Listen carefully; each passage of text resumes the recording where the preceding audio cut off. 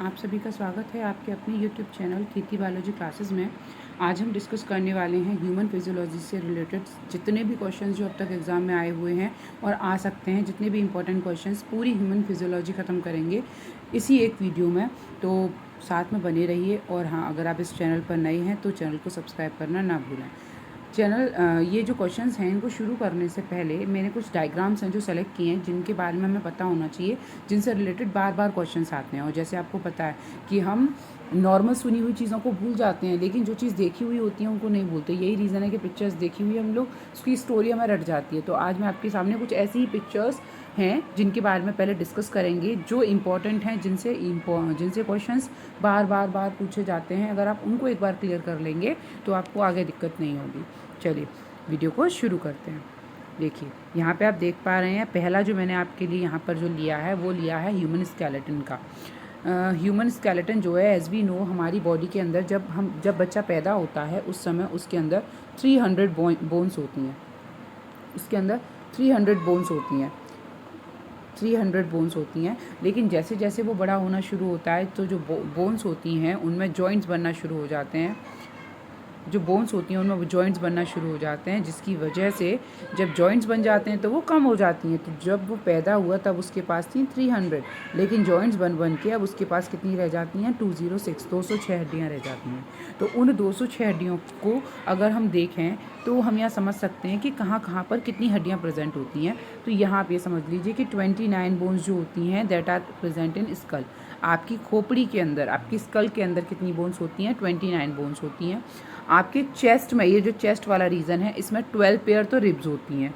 12 pair जो होती हैं वो तो रिब्स होती हैं। और एक जो होती है, जैसे कि आप ये जो बोन देख पा रहे हो, ये जो बीच में ये जो बोन है, this bone is called as sternum. इस बोन को कहा जाता है स्टर्नम। और रिमेनिंग जितनी भी ऊपर की जो बोन्स हैं, ये जो बोन्स हैं, जो ऊपर की जितनी भी चेस्ट कैविटी की बोन्स हैं, वो जो हैं हमारी कितनी होती हैं? 12 पेयर्स होती हैं, जिसमें से 11 जो होती हैं वो जॉइंटेड होती हैं और 1 जो होती है, जो नीचे वाली आप देख पा रहे हो, ये नीचे वाली जो है, ये जो नीचे जो फ्री है, ये नीचे जो होती है वो फ्री होती है। उसके बाद हम आते हैं नीचे लोअर रीजन में। तो ये दो तो होती हैं आपकी, जो कंधे वाली होती हैं वो होती हैं आपकी 4, ये आपको दिख रही हैं, पेक्टोरल गर्डल बोन्स कहा जाता है इन्हें। और जो कमर वाली बोन्स है इन्हें कहा जाता है पेल्विक गर्डल बोन्स। ये जो आपको दिखाई दे रही है पेल्विक गर्डल होती है। उसके बाद आपके ईच पैर, मतलब ईच हैंड और ईच लेग जो है, उसमें 30 बोन्स होती हैं।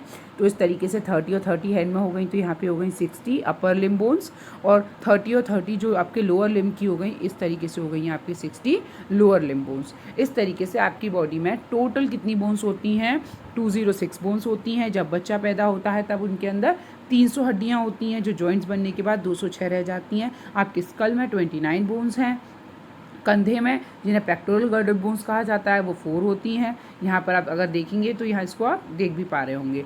पेल्विक गर्डल बोन्स जो होती हैं, कमर वाली हड्डियाँ 2 होती हैं। आपके ये जो आपका पूरा चेस्ट कैविटी जो है, वहाँ पर जो 25 बोन्स होती हैं, जिसमें से 1 जो बोन है वो आपकी स्टर्नम बोन होती है। ये जो ये देखो, ये वाली जो बोन है ये, और साइड वाली जो होती हैं उन्हें हम क्या कहते हैं? उन्हें हम रिब केज कहते हैं, जिसमें 12 पेयर जो है उसमें 11 जॉइंटेड होती हैं और 1 जो होती है वो फ्री होती है। और आपके हर एक लिम्ब के अंदर, हर एक हाथ के अंदर, हर एक पैर के अंदर इस तरीके से आपके 120 बोन्स होती हैं।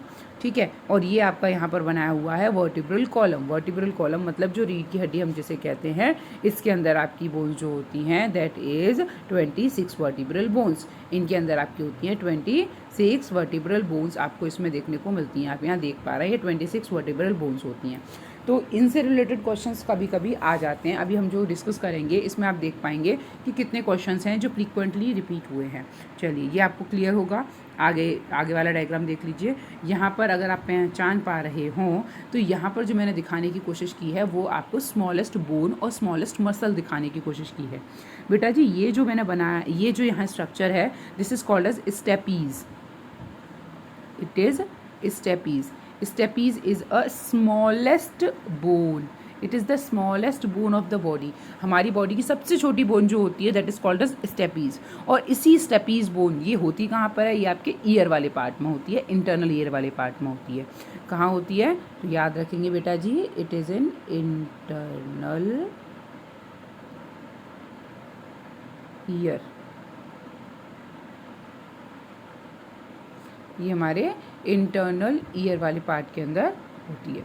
ठीक है, अब ये यहाँ पर है हमारी, ये हो गई स्मॉलेस्ट बोन हो गई। ठीक है, अब जो दूसरी स्ट्रक्चर जो इसमें मैंने दिखाने की कोशिश की है वो आपकी बेटा जी है, ये देखो, ये आपको दिख रही होगी, ये क्या है? It is the smallest muscle. ये सबसे छोटी मसल है जिसको बोला जाता है stapedius. Stapedius is a smallest muscle जो क्या काम करती है, जो स्मॉलेस्ट बोन को कहाँ कनेक्ट करती है? इंटरनल ईयर में इनर स्किन के साथ कनेक्ट करने का काम करती है। तो अगर यहाँ पर दो क्वेश्चन हमारे क्लियर होते हैं, which is the smallest bone, then you will answer smallest bone is stapes. Stapes is a smallest bone. And which is the smallest? This is smallest bone. And which is the smallest muscle? Then you will say, madam, जो stapedius muscle होती है, that is the smallest muscle. ये सबसे छोटी muscle होती है। जो ये दोनों ही स्मॉलेस्ट बोन और स्मॉलेस्ट मसल ये जो होती हैं वो हमारे कहाँ पर होती हैं? It is in internal ear. ये हमारे इंटरनल ईयर के अंदर होती हैं। ठीक है बेटा जी, क्लियर होगा? स्क्रीनशॉट ले लीजिएगा। चलिए आगे बढ़ते हैं। नेक्स्ट, ये जो स्ट्रक्चर मैंने दिखाने की आपको कोशिश की है, it is the longest artery. ये हमारी है लॉन्गेस्ट आर्टरी की स्ट्रक्चर है। ये क्या काम करती है? हमारी बॉडी के डिफरेंट पार्ट्स को क्या करती है? ब्लड सप्लाई करने का काम करती है। एज यू नो, आर्टरीज जो होती हैं वो क्या काम करती हैं? ब्लड को सप्लाई करती हैं। कहाँ से? हार्ट से लेके बॉडी तक। हार्ट से, हार्ट टू बॉडी जो है वो पहुंचाने का काम करती हैं। ठीक है, तो ये है एओर्टा है। एओर्टा जो होती है, एओर्टा, ये जो एओर्टा होती है क्या काम करती है? It is the longest artery of the body, जो कि बॉडी के डिफरेंट पार्ट्स में क्या पहुंचाने का काम करती है। यहाँ पे देखो, दिखा भी यहाँ आप देख पा रहे हैं, यहाँ पे ये देखिए, ये दिया हुआ है, ये देखो एओर्टा। ठीक है, तो ये असेंडिंग एओर्टा, यहाँ पर ये आपका डायफ्राम आ जाती है। डायफ्राम कौन सा पार्ट है? जहाँ यहाँ पर आपके लंग्स होंगे। ठीक है बेटा जी, यहाँ पे आपका हार्ट होगा और ये एओर्टा वाली जो पार्ट है वो है। तो अगर आपसे पूछा जाता है which is the longest artery, then you will answer aorta is a longest artery. चलिए नेक्स्ट देखते हैं। अब लेते हैं क्वेश्चंस को। ठीक है, क्वेश्चंस बहुत ईजी रहने वाले हैं और बहुत जल्दी हो जाएंगे। मतलब अगर आप ध्यान से देखेंगे तो बहुत ईजी क्वेश्चन है, जो हमने अभी डिस्कस किए हैं उन्हीं से रिलेटेड है। ठीक है जी, चलिए हमारा फर्स्ट क्वेश्चन है जिसको हम देखते हैं, वो है हमारा, मनुष्य में कुल कितनी हड्डियां होती हैं? तो अभी बेटा जी हमने जब शुरू किया था तभी मैंने आपको बताया था, in a human body how many bones are there? 206 bones are there. ठीक है जी, नेक्स्ट क्वेश्चन है आपका, नेक्स्ट है आपका क्वेश्चन कि जो हमारी नवजात शिशुओं में हड्डियों की संख्या कितनी होती है? तो अभी हमने डिस्कस किया था कि जब बच्चा पैदा होता है उस समय उसके अंदर हड्डी होती हैं 300, जो जॉइंट्स बनने के बाद धीरे धीरे करके कितनी हो जाती हैं? 206 हो जाती हैं। मनुष्य की खोपड़ी में कितनी अस्थियाँ होती हैं? ये भी हम अभी देख चुके हैं, 29। अगर वो एक स्ट्रक्चर आपने समझ ली तो आप ह्यूमन स्केलेटन में आपको इतना तो पता होना चाहिए कि कौन से पार्ट में कितनी बोन्स हैं। उनके नाम ना पता हो भले ही, लेकिन आपको ये पता होना चाहिए कि भैया बोन्स कितनी हैं। ठीक है, तो खोपड़ी में कितनी बोन्स होती हैं? तो दैट इज़ 29। वहाँ पर जो हमारी बोन्स होंगी वो होंगी 29। अगला है, मनुष्य में पसलियों के कितने जोड़े होते हैं? तो ये भी अभी हमने डिस्कस किया था, 12 पेयर ऑफ रिब्स होती हैं, जिनमें से 11 जो होती हैं वो मेरी जॉइंटेड होती हैं। 11 आर जॉइंटेड एंड 1 जो होता है दैट इज़ फ्री, जिसे कहा जाता है फ्लोटिंग रिब। इसको क्या बोला जाता है? It is called floating rib. ठीक है, फ्लोटिंग रिब कहा जाता है इसको। नेक्स्ट क्वेश्चन देखते हैं। नेक्स्ट है, मानव शरीर की सबसे छोटी हड्डी कौन सी है? ये भी अभी हम डिस्कस कर चुके हैं। मानव की सबसे छोटी हड्डी जो होती है दैट इज़ स्टेपीज या स्टेप्स।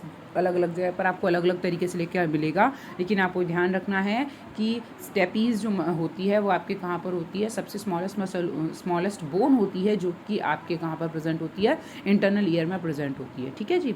मानव शरीर की सबसे लंबी हड्डी कौन सी है? ये अच्छा क्वेश्चन है। सबसे लंबी हड्डी होती है बेटा जी फीमर। ये कहाँ पर होती है? ये हमारे जांग में होती है, जिसे हम कहते हैं थाई बोन कहते हैं। तो अगर आपसे पूछते हैं कि भैया सबसे लॉन्गेस्ट बोन कौन सी होती है, then you will answer femur. Femur जो होती है वो क्या होती है? आपकी सबसे लंबी हड्डी होती है। टिबिया नामक हड्डी कहाँ पाई जाती है? तो आपके लिए एक शॉर्टकट या समझ लीजिए, या एक मतलब तरीका समझ लीजिए याद करने का। टिबिया जो होती है बेटा जी, T for tibia and T for टांग, ठीक है, मीन्स लेग। तो ये जो हमारी टिबिया फिब्यूला जो है वो कहाँ पर होती है, लेग में होती है, जो ये जो बोन होती है, ठीक है।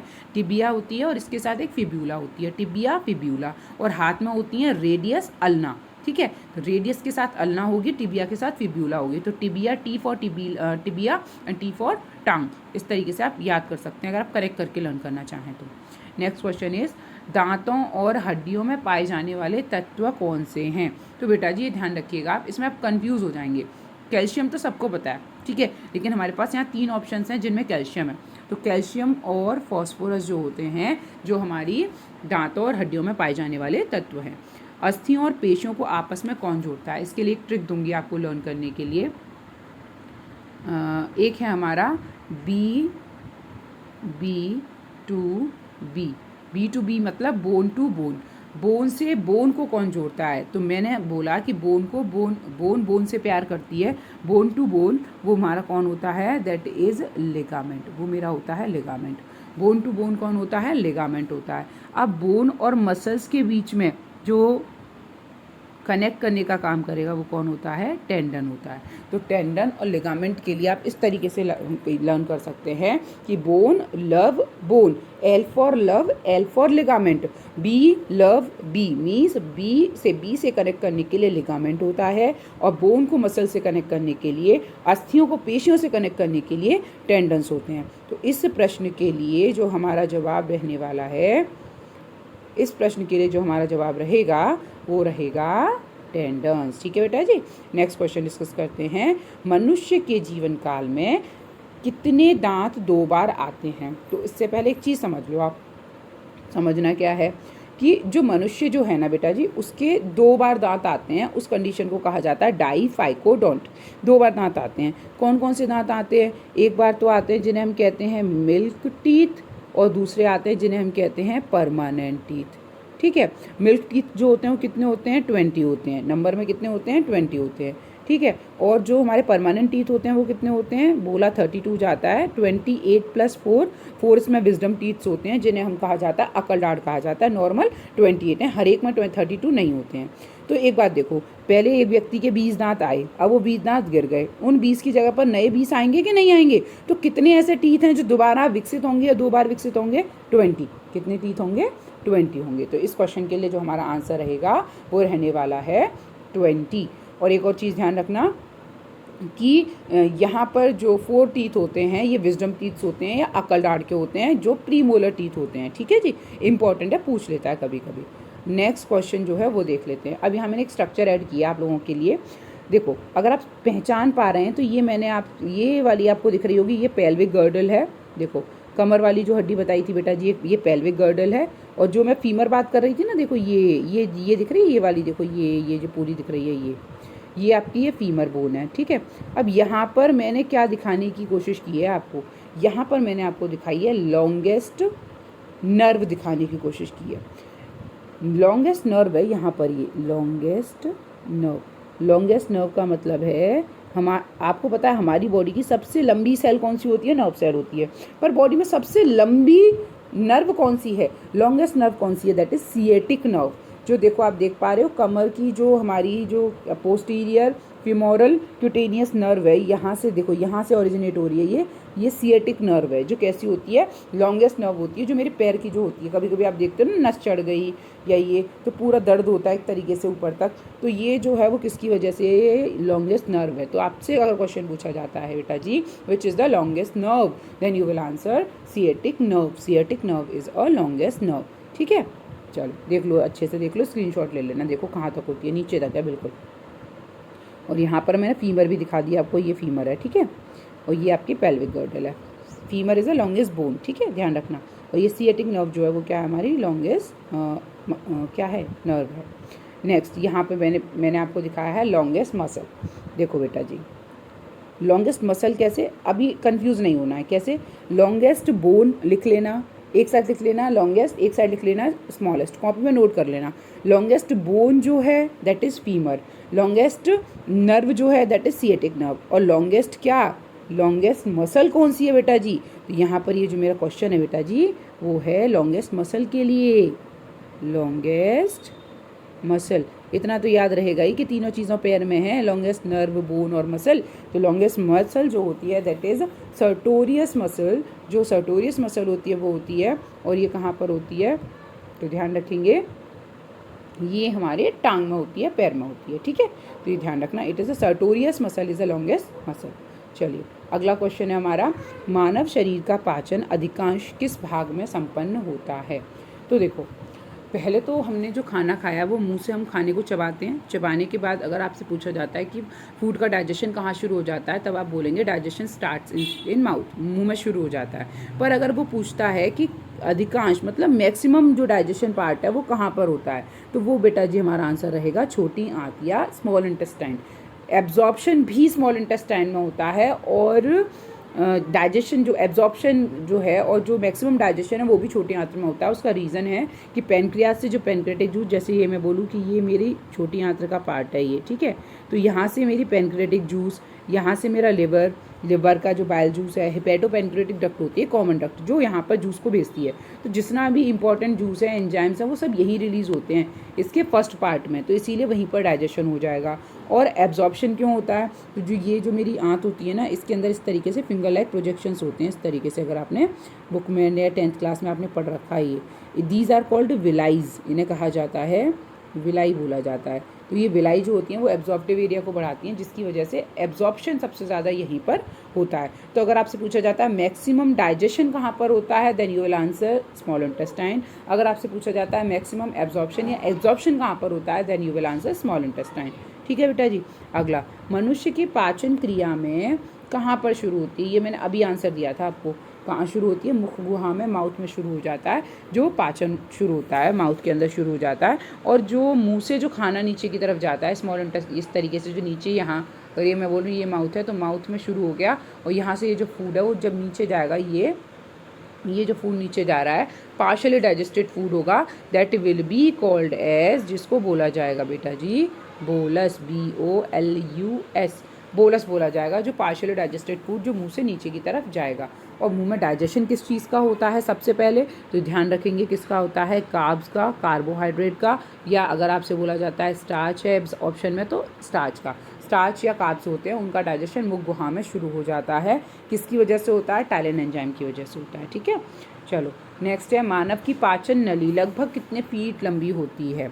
तो यहाँ पर जो हमारा उत्तर रहने वाला है वो रहने वाला है 24। इसको आप याद कर लीजिएगा कि जो हमारी जो वो होती है, क्या होती है, जो पाचन नली होती है, जिसे एलिमेंट्री कैनाल कह रहे हैं, that is about 24 feet long, ठीक। मुख में मंड अभी डिस्कस किया है, स्टार्च को जो शर्करा में जो डाइजेशन करता है वो कौन करता है, तो आप इसका ध्यान रखेंगे, इसको करने का काम होता है हमारे माउथ के अंदर कौन प्रेजेंट होता है, टाइलिन प्रेजेंट होता है। ये एंटी बैक्टीरियल प्रॉपर्टी भी रखता है, और टाइलिन का दूसरा नाम है सलाइवरी अमाइलेज।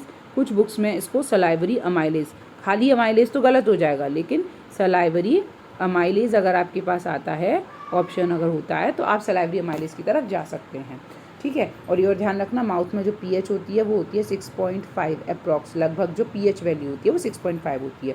अगर आपसे पूछ लेता है तो आप बता सकते हैं। दूध प्रोटीन को पचाने वाला एंजाइम है, इम्पॉर्टेंट, वेरी इंपॉर्टेंट क्वेश्चन, याद रखना। पहले तो ये भैया बहुत इंपॉर्टेंट है, दूध प्रोटीन को पचाने वाला एंजाइम है, मीन्स जो दूध के अंदर बेटा जो प्रोटीन होती है उसको डाइजेस्ट कौन करता है, वो करता है रेनिन। जो छोटे बच्चे होते हैं, इन्फेंट्स होते हैं, उनमें आपने देखा होगा वो दूध पीते हैं और दही निकालते हैं। थोड़ी देर पहले बच्चे ने दूध पिया, थोड़ी देर बाद क्या होता है, जब वो उल्टी करता है या जब वो पलट देता है तो वो दही निकालता है। तो इट मीन्स अगर दूध से दही बन गया है, वो कर्ड बन गया है, तो इसका मतलब ये है कि वो जो दूध जो उसने लिया है वो डाइजेस्ट हो रहा है। उसके अंदर दूध में प्रोटीन कौन सी है ये भी याद कर लो, या लिखना चाहो तो लिख लो कहीं पर, वो होती है बेटा कैसीन प्रोटीन। कौन सी होती है, कैसीन प्रोटीन होती है दूध के अंदर जो प्रोटीन होती है। ये जो रेनिन होता है ये क्या काम करता है, इस कैसीन प्रोटीन को पैरा कैसीन में कन्वर्ट,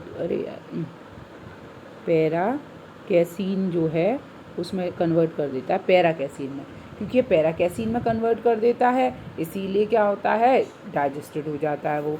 तो पहली यहाँ हमने कई चीज़ें समझी कि दुग्ध प्रोटीन का नाम है कैसीन, किसकी वजह से डाइजेस्ट होता है, रेनिन की वजह से। किस में प्रेजेंट होता है, ओनली इन इन्फेंट्स प्रेजेंट होता है।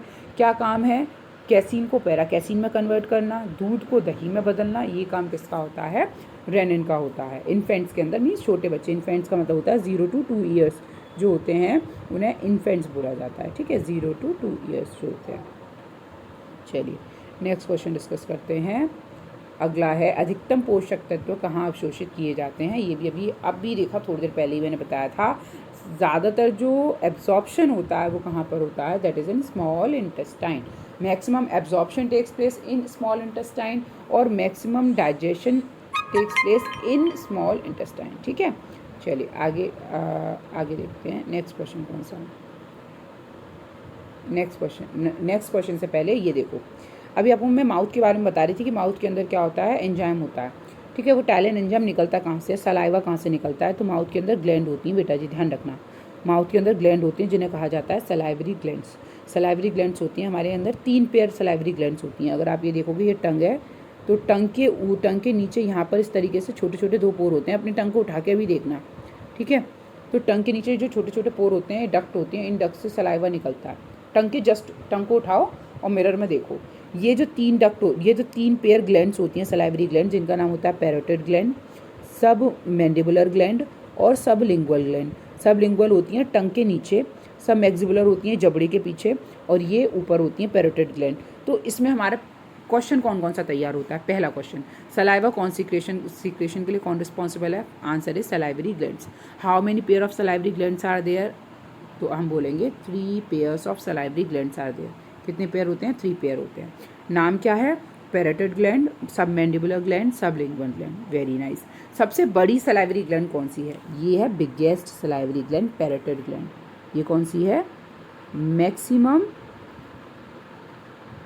या मैं बोलूँगी सबसे कहना चाहिए सबसे बड़ी, लार्जेस्ट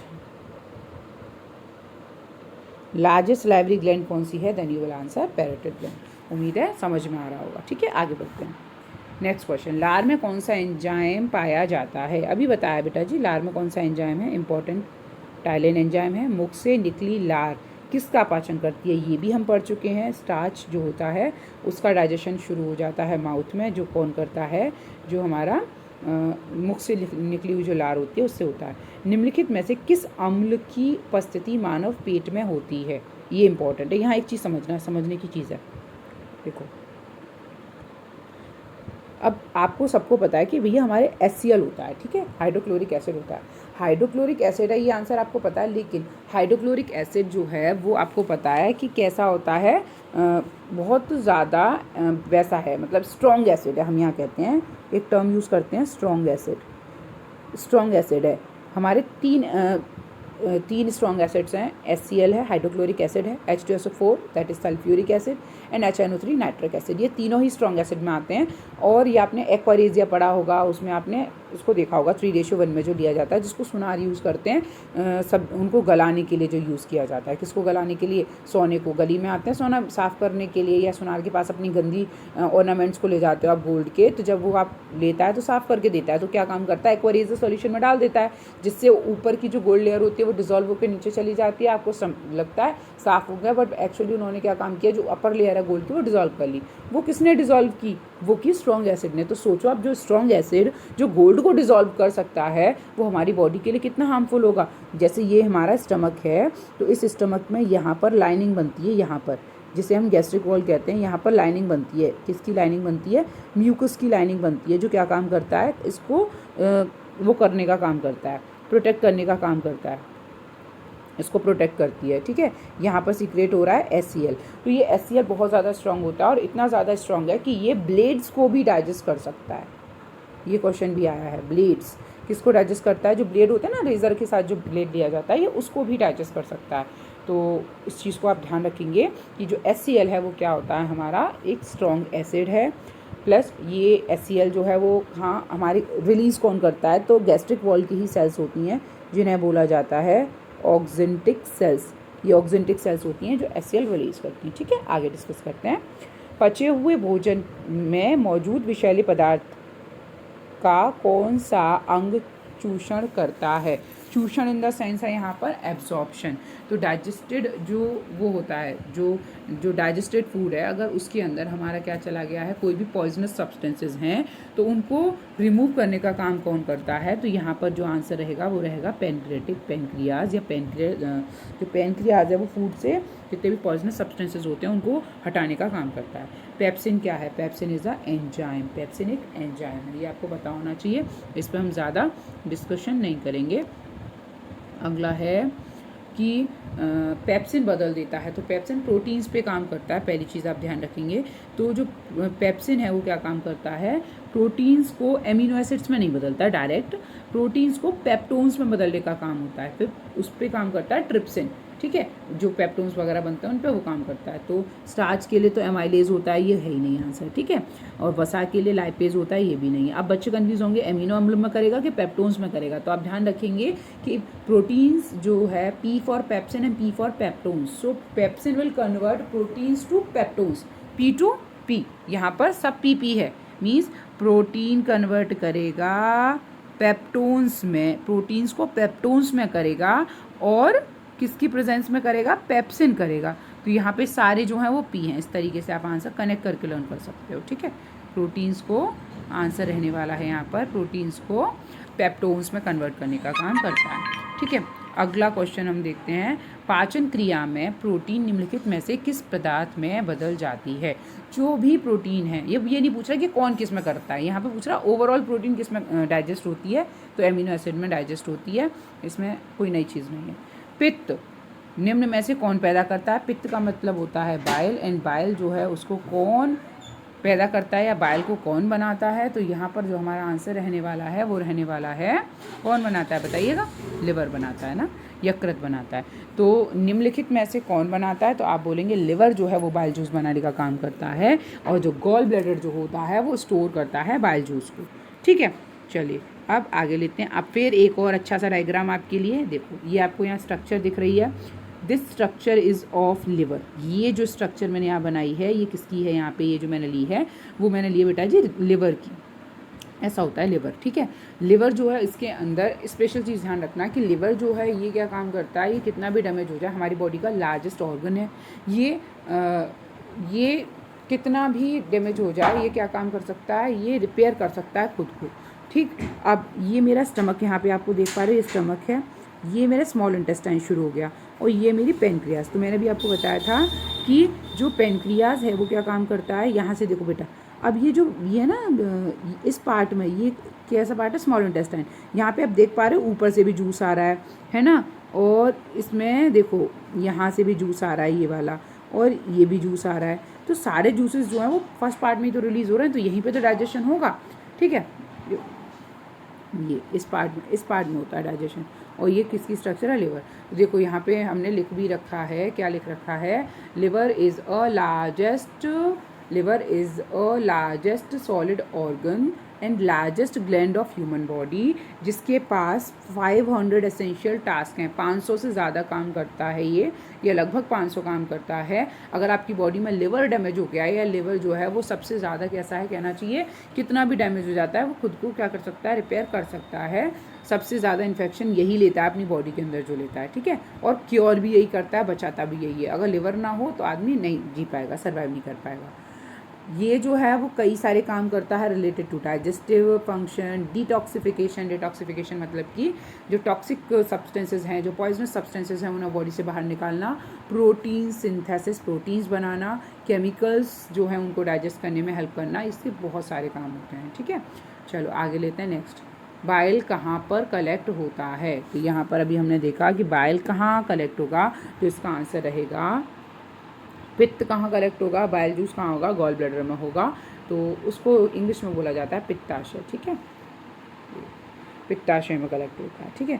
सर्वप्रथम रक्त परिसंचरण का अध्ययन किसने किया था? एक और चीज़ बेटा जी, अगर आप ये सारी वीडियोस डिटेल में देखना चाहते हो, हर एक टॉपिक देखना चाहते हो, तो मेरे चैनल पे सारी वीडियोस आपको मिल जाएंगी, सारे चैप्टर्स पढ़े हुए हैं, सारे टॉपिक्स पढ़े हुए हैं, तो आप जाके सर्च कर लेना, नहीं तो मैं डिस्क्रिप्शन में लिंक दे दूँगी, वहाँ से भी आप देख सकते हो, ठीक है। तो यहाँ पर सर्वप्रथम रक्त परिसंचरण का अध्ययन किसने किया था? तो यहाँ पर आंसर है हमारा विलियम हार्वे। विलियम हार्वे जो हैं इन्होंने सबसे पहले क्या काम किया था, ब्लड सर्कुलेटरी सिस्टम के बारे में पता किया था। पेस मेकर का संबंध किससे है, ये इंटेंट बहुत अच्छा क्वेश्चन है। पेस मेकर, और इसका दूसरा नाम है एसए नोड भी कहते हैं इसको, एसए नोड। ये वो है जो हार्ट बीट जनरेट करता है। तो हार्ट बीट जनरेट करेगा तो ऑब्वियसली कहाँ पर होगा, ये हृदय में होगा, दिल के अंदर होगा। हार्ट बीट जनरेट करने का काम है इसका। ब्लड प्रेशर किससे नापा जाता है, बहुत लड्डू क्वेश्चन है, सब जानते हैं। इसके लिए आंसर रहेगा स्पिग्मोमीटर। स्पिग्मोमीटर जो है उससे क्या किया जाएगा,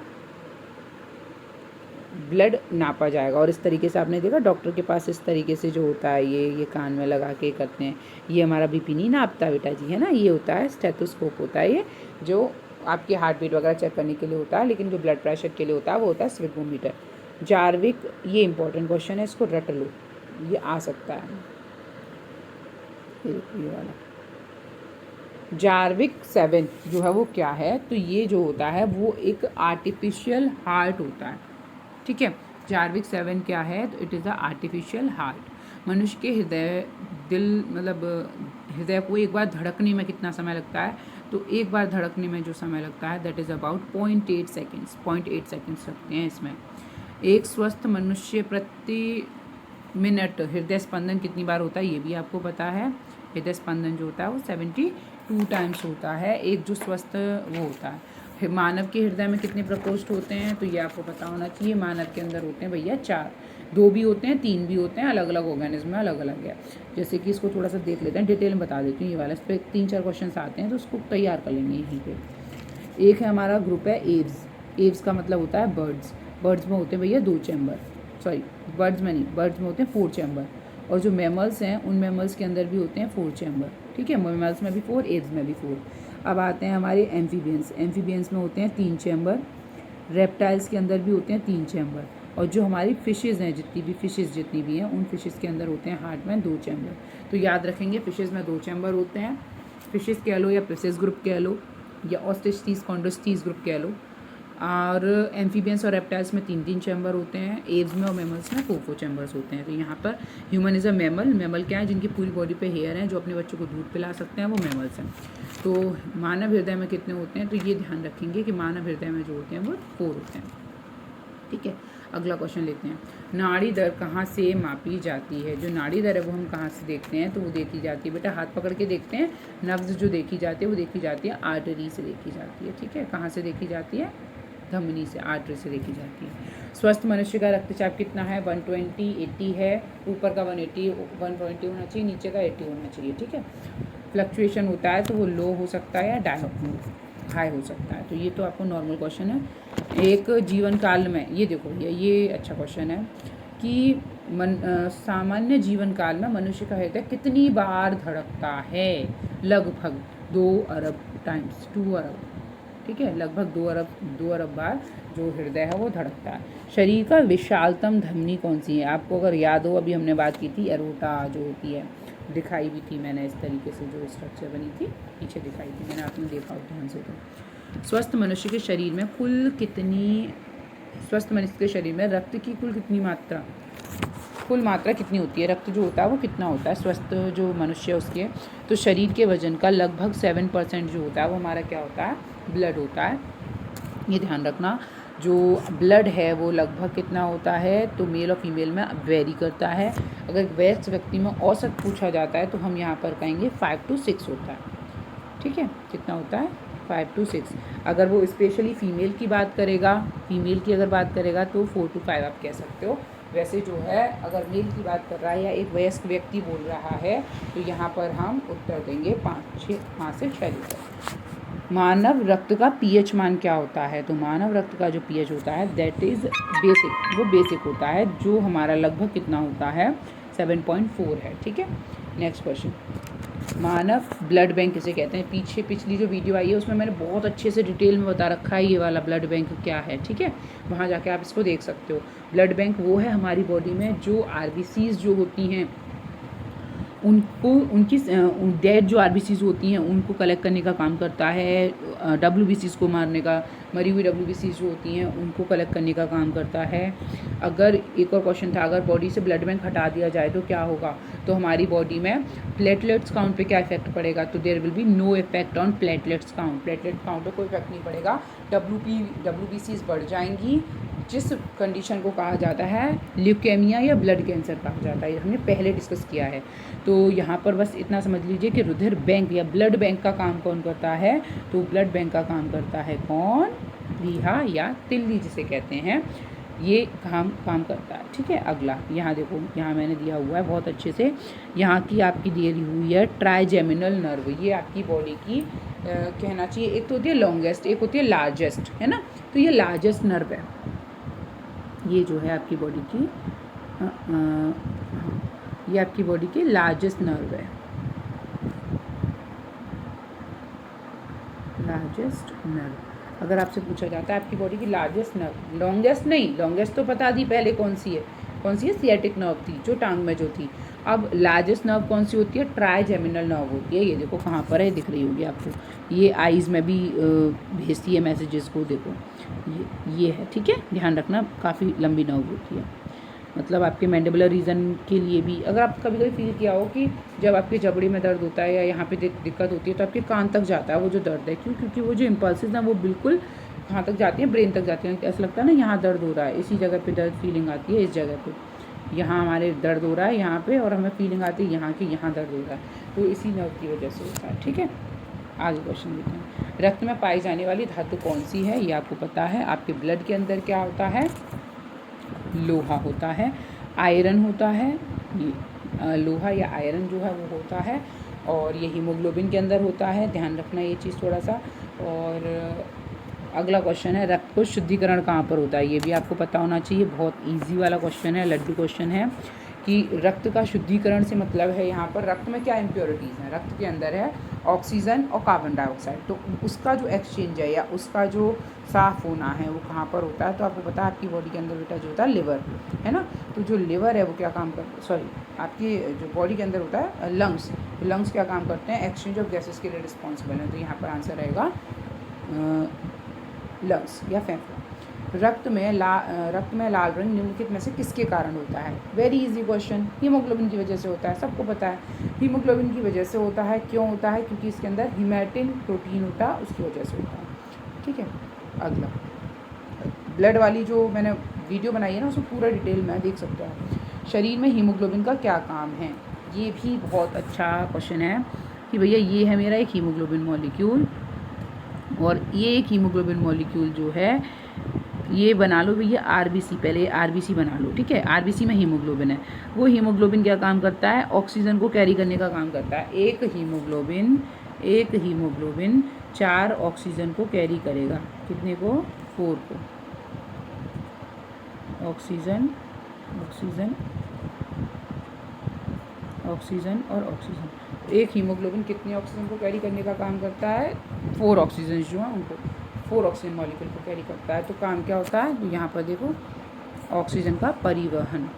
ठीक है, क्या काम करता है, हीमोग्लोबिन किसका महत्वपूर्ण घटक है, बताओ, हीमोग्लोबिन भी किसके अंदर होता है, और टफ क्वेश्चन, आरबीसी के अंदर होता है ऑब्वियसली। अगला क्वेश्चन, मानव शरीर के भीतर खून निम्न में से किसकी उपस्थिति के कारण नहीं जमता है, तो ये ध्यान रखना कि ब्लड में क्लॉटिंग ना हो इसके लिए एक एंटीकोगुलेंट होता है जिसका नाम होता है हेपेरिन, कई बार आता है हेपेरिन जो होता है एक एंटीकोगुलेंट होता है जो ब्लड का थक्का नहीं बनने देता है। जब ब्लड क्लॉटिंग करना होता है ना तो सबसे पहले क्या होता है, जो कैल्शियम आयंस होते हैं ना, वो कैल्शियम आयंस जो होते हैं सबसे पहले वो इसी हेपेरिन को पकड़ लेते हैं, जिसकी वजह से क्लॉटिंग हो जाए, क्योंकि हेपेरिन क्लॉट नहीं बनने देगा। ठीक है, तो इस क्वेश्चन के लिए आंसर रहेगा हेपेरिन। रुधिर के प्लाज्मा में निम्नलिखित में से किसके द्वारा एंटीबॉडी निर्मित होती हैं, ब्लड में एंटीबॉडी जो है वो कौन बनाता है। ठीक है, तो भैया ब्लड में एंटीबॉडी कौन बनाता है, बताओ ज़रा सोचो, ब्लड के अंदर एंटीबॉडीज़ बनाते हैं लिम्फोसाइट्स, जिन्हें हम WBCs भी कहते हैं। ठीक है, पता है आपको, इसके आगे स्लाइड लगी हुई है, इसमें बताऊंगी मैं आपको WBCs के बारे में। तो WBCs या लिम्फोसाइट जो होते हैं वो क्या काम करते हैं, वो इम्यूनिटी बूस्टर होते हैं, इम्यूनिटी के लिए एंटीबॉडीज़ बनाते हैं। लाल रंग में शमशान किसे कहते हैं, अभी बताया था, जब भैया डेड हो गई आरबीसी, ठीक है, 120 डेज़ के बाद मर जाती हैं। अब वो कहाँ जाएंगी, ग्रेवयार्ड कौन है, तो भैया ग्रेवयार्ड जो होता है, शमशान जो होता है, वो होता है हमारा प्लीहा। जो प्लीहा होता है ना, जो स्प्लीन होता है, जो तिल्ली होता है, उसे ब्लड बैंक भी कहते हैं, उसे ग्रेवयार्ड भी कहते हैं, रक्त कणिकाओं का शमशान भी कहते हैं। अगर ये हटा दिया जाए तो WBC काउंट बढ़ जाता है, जिससे हम क्या कहते हैं, ल्यूकेमिया या ब्लड कैंसर होने का खतरा रहता है। साथ ही साथ प्लेटलेट्स पे इसका कोई असर नहीं होता। अगला क्वेश्चन देखो, अभी बोला था ना दिखाएंगे आपको, ये देखो, ये मैंने आपको लिम्फोसाइट्स बता रखी हैं। ये लिम्फोसाइट या WBCs हैं, उसके डिफरेंट टाइप्स हैं। ये WBCs हैं, हमारी बॉडी के अंदर इतने टाइप की WBCs हैं, ग्रेन्युलोसाइट्स और ए ग्रेन्युलोसाइट्स इस तरीके से होती हैं। तो सबसे बड़ी WBC कौन सी होती है, मोनोसाइट। इस पर भी क्वेश्चन आता है कि आपकी बॉडी में मिलने वाली सबसे बड़ी WBC कौन सी होती है, मोनोसाइट। मोनोसाइट का काम होता है, फैगोसाइटिक नेचर की होती है ये, फैगोसाइटिक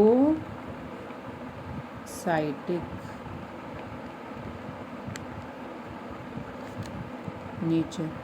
फैगोसाइटिक नेचर का मतलब होता है अगर कोई भी एंटीजन यहाँ एंट्री कर रहा है तो ये क्या काम करेगा, उसको वहीं के वहीं पकड़ लेगा, इनगल्फ कर लेगा, ठीक है।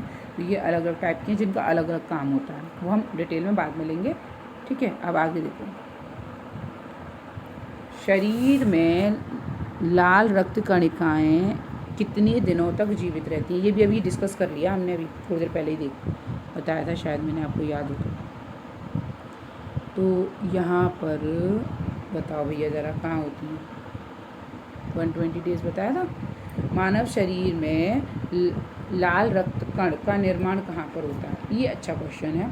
मानव शरीर में कहाँ पर होता है, इसको देख लो थोड़ा सा, इसको बता देती हूँ। इसका आंसर रहेगा हमारा, क्या रहेगा बताओ, बोन मैरो रहना चाहिए, हृदय रहना चाहिए, तिली रहना चाहिए, क्या रहना चाहिए, इसका आंसर बेटा बोन मैरो, ठीक है। लास्ट वीडियो में डिस्कस किया। जब बच्चा यूट्रस के अंदर है, पैदा नहीं हुआ है, उस समय योग सैक जो होता है वो बनाता है। फिर जब वो फीटल स्टेज में होता है, उस टाइम पर जो है वो कौन बनाता है, तब बनाती है स्प्लीन और लिवर बनाते हैं। और बच्चा जब पैदा हो गया है उसके बाद आफ्टर बर्थ जो बनाता है वो कौन बनाता है, अस्थि मज्जा बनाता है, जिसे हम क्या कहते हैं, बोन मैरो कहते हैं। अब ये बोन मैरो कहाँ पर होता है, इसके लिए पुरानी वीडियो देख लेना, उसमें मैंने बता रखा है ब्लड वाली वीडियो में, ठीक है। अब नेक्स्ट, WBCs का क्या काम है, WBCs का काम है रोग प्रतिरोधक क्षमता को धारण करना, बॉडी में इम्यूनिटी डेवलप करने का काम होता है WBCs का। मनुष्य के रक्त में WBC की किस किस्म की अधिक होती हैं, कौन सी ऐसी WBCs हैं जो ज़्यादा होती हैं, तो वो होती हैं हमारी बॉडी में, अभी दिखाई थी, बहुत टाइप की होती हैं, उसमें सबसे ज़्यादा टाइप की जो होती हैं वो आपकी होती हैं न्यूट्रोफिल्स। न्यूट्रोफिल्स सबसे ज़्यादा होती हैं, ठीक है।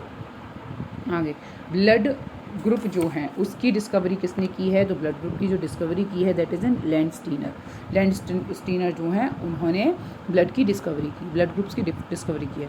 वीडियो को आप देख तो रहे हो, कैसे छोड़ के देख रहे हो, लेकिन पता है क्या होगा कि जो मैं बीच बीच में इंपॉर्टेंट क्वेश्चंस दे रही हूँ वो आपको नहीं मिल पाएंगे, और लास्ट में मैं आपको पेपर के कुछ ऐसे 5 क्वेश्चंस दूंगी जो हर बार आते ही आते हैं, ठीक है। लास्ट तक रहेंगे तो कुछ ना कुछ फ़ायदा होगा।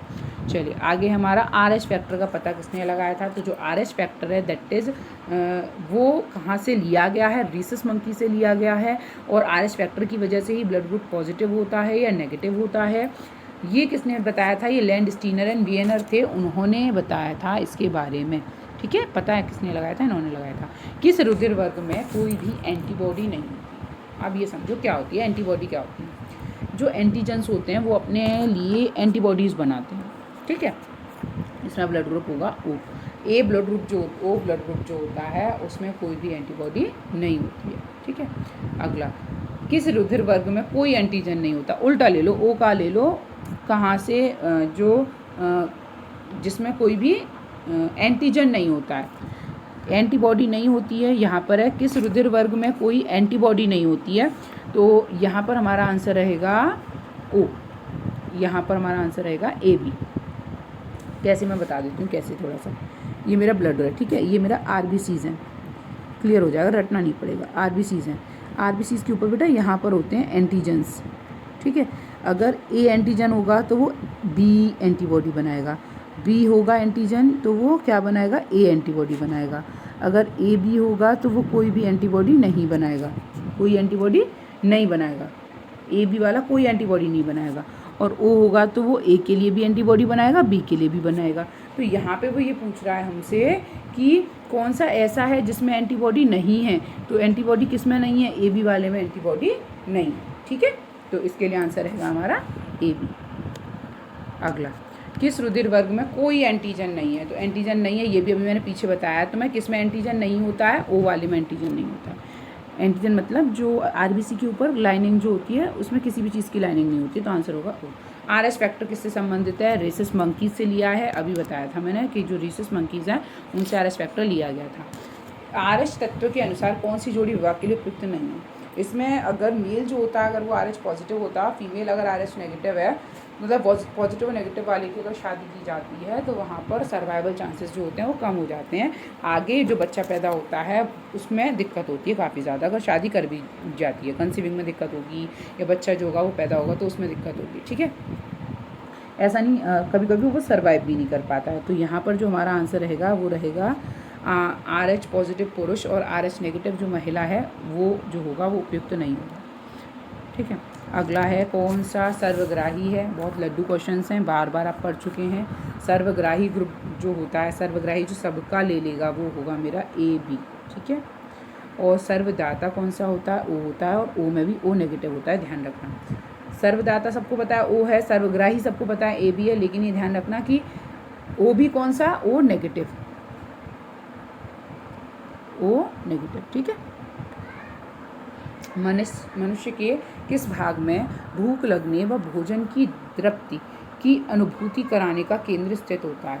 मतलब हमें जो ब्रेन है वही हर चीज़ बताता है कि कहाँ पर क्या हो रहा है, कैसे हो रहा है, पर जो ब्रेन है उसमें भी ऐसा कौन सा पार्ट होगा जो हमें ये बताएगा कि ये भूख लग रही है यार या प्यास लग रही है, दैट इज़ हाइपोथैलेमस।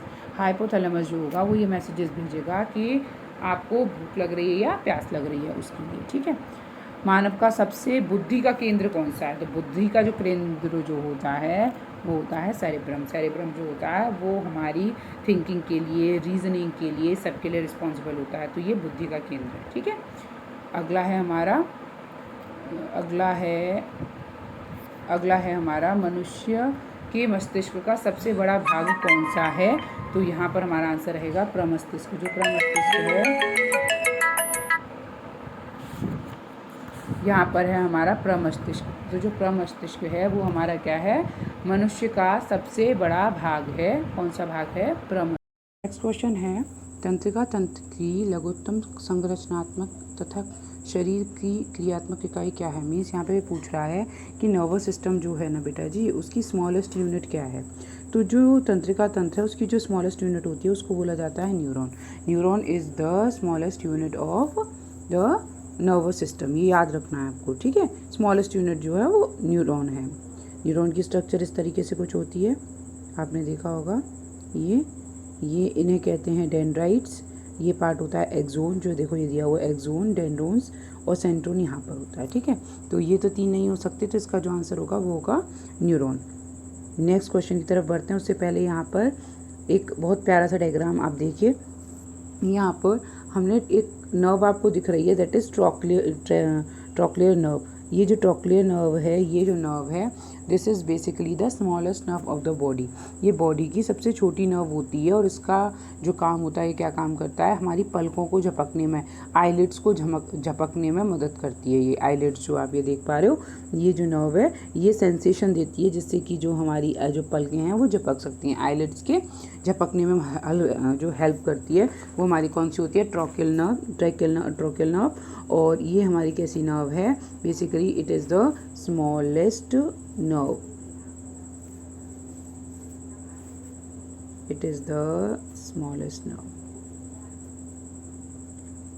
ठीक है, ये ध्यान रखेंगे, ये हमारी बॉडी की स्मॉलेस्ट नर्व है।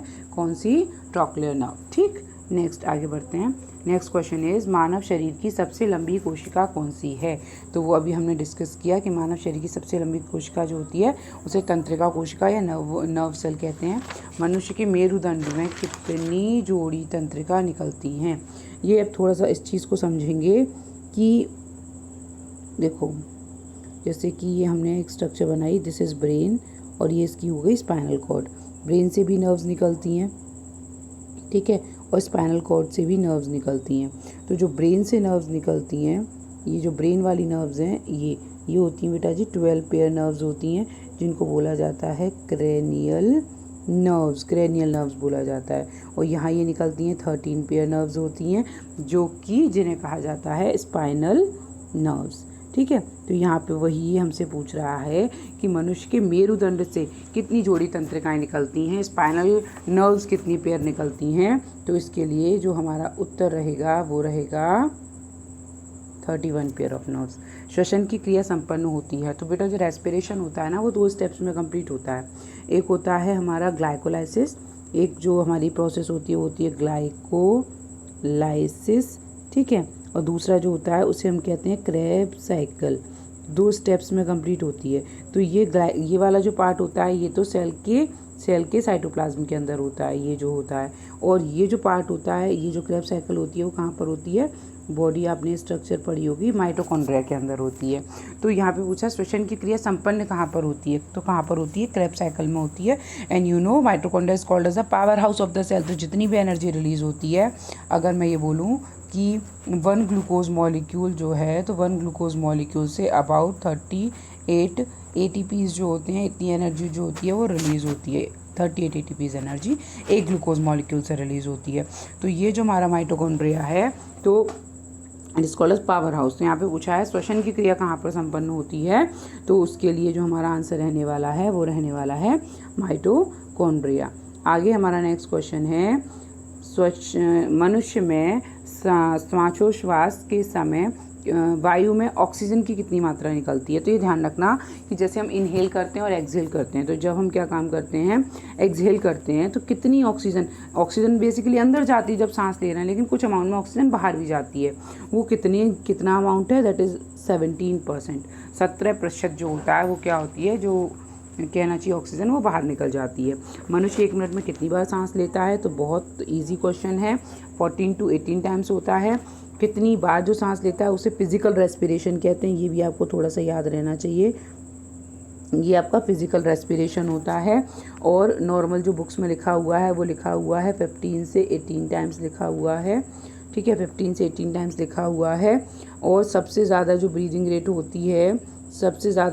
रेट होती है वो हमारी होती है फिशेस के अंदर। ये ध्यान रखिएगा, फिशेस के अंदर सबसे ज़्यादा ब्रीदिंग रेट होती है, दैट इज़ अबाउट 45 टाइम्स पर मिनट। 1 मिनट में लगभग 45 टाइम्स वो इनहेल और एक्सहेल करती है, मीन्स उनकी ब्रीदिंग रेट होती है। और मनुष्य के अंदर वो 14 से 18 या 15 से 18 होती है नॉर्मली।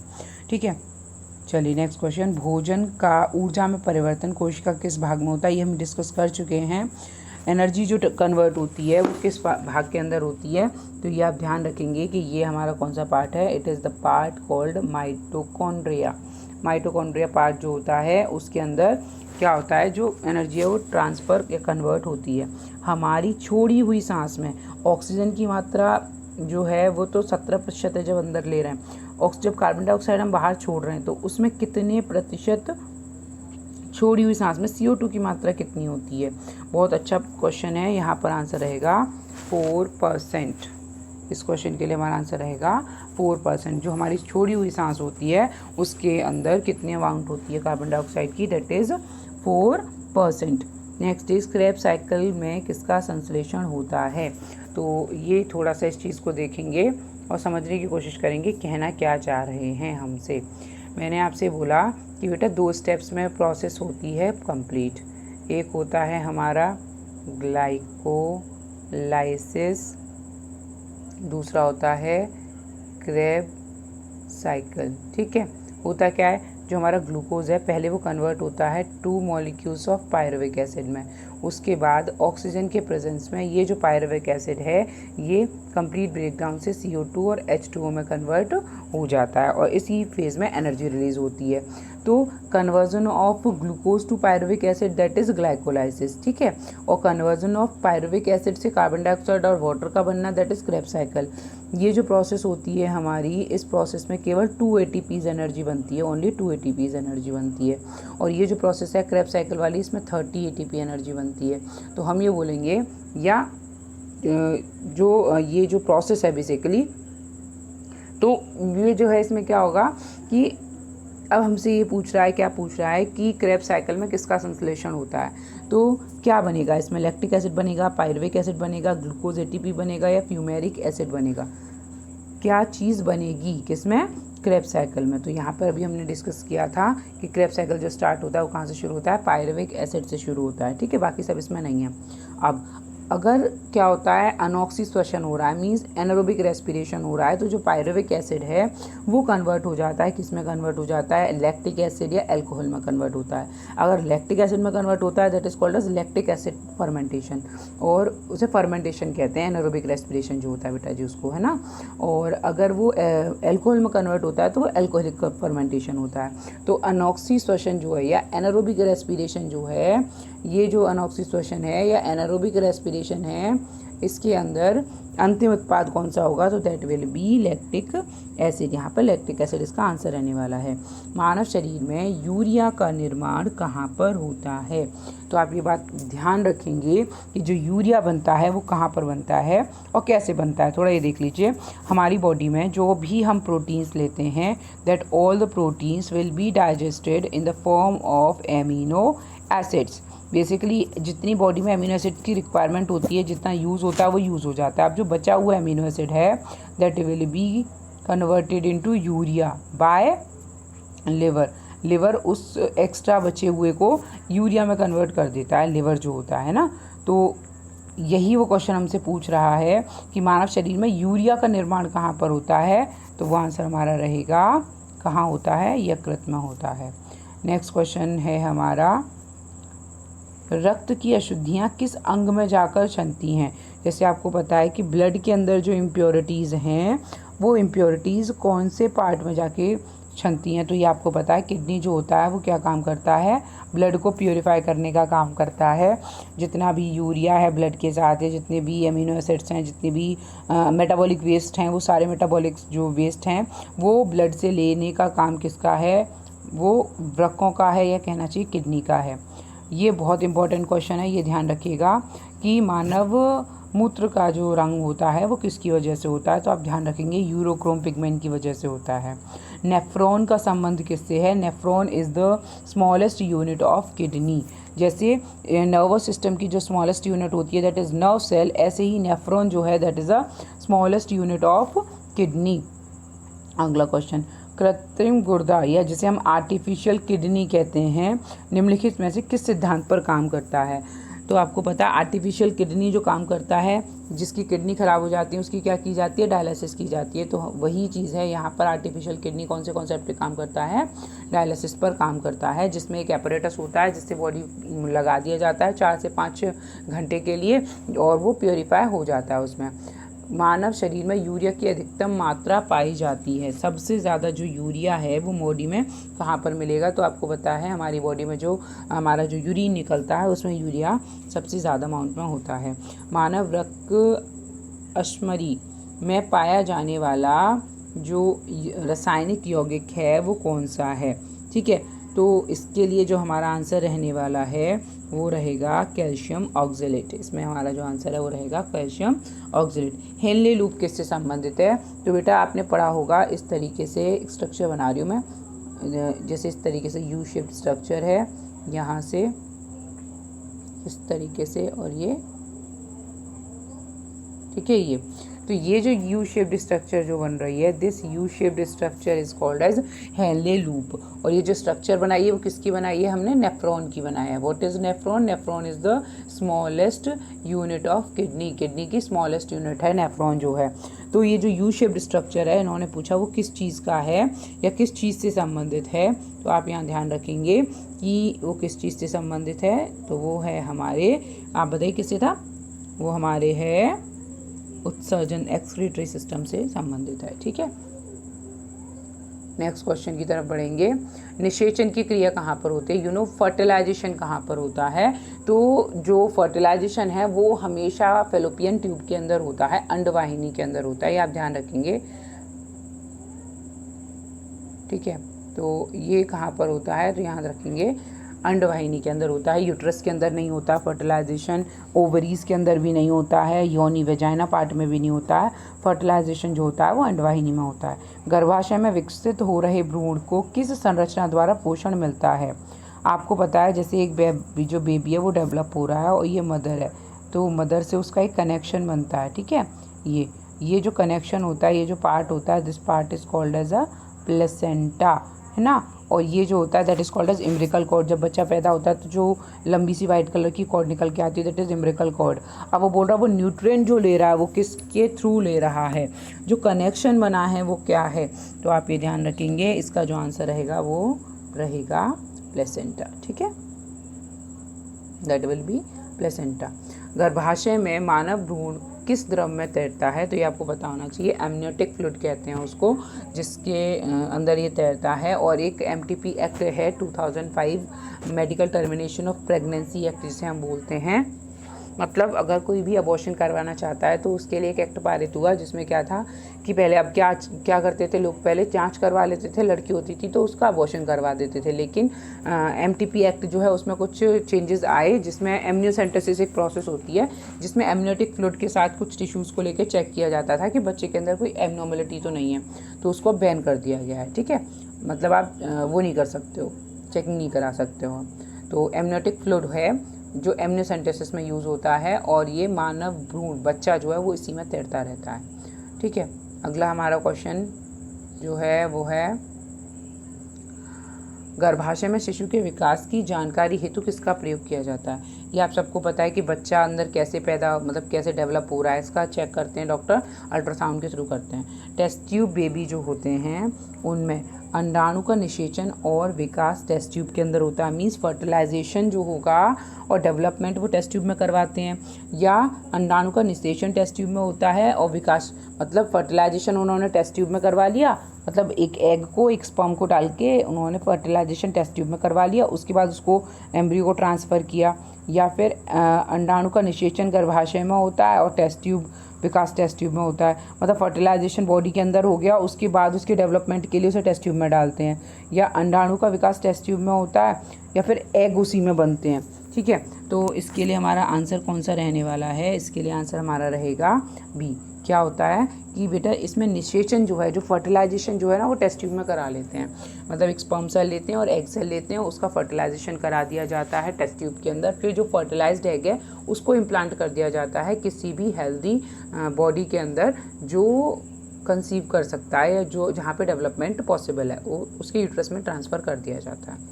नेक्स्ट क्वेश्चन इज़, बच्चों में लिंग का निर्धारण किस गुणसूत्र से होता है? लिंग निर्धारण किसके गुणसूत्र से होता है? अच्छा, ये इंटरेस्टिंग चीज़ है, इसमें एक बात बताती हूँ मैं आपको। देखो नॉर्मली क्या होता है बेटा, 23 पेयर ऑफ क्रोमोसोम होते हैं, सबको पता है ना। दो टाइप के होते हैं, 22 पेयर ऑफ क्रोमोसोम होते हैं, और एक जो होता है वो 1 पेयर क्रोमोसोम होता है। 22 पेयर ऑटोसोम्स होते हैं जो बॉडी के कैरेक्टर्स देते हैं। 1 पेयर जो होता है, अब वो जो होता है या तो वो XX होता है या वो XY होता है। अब रिसेंट का बता रही हूँ, करंट का। इसमें क्या हुआ, ये जो Y क्रोमोसोम जो है जब जांच की गई है ना, तो Y क्रोमोसोम जो है ना वो काफ़ी कम हो रहा है।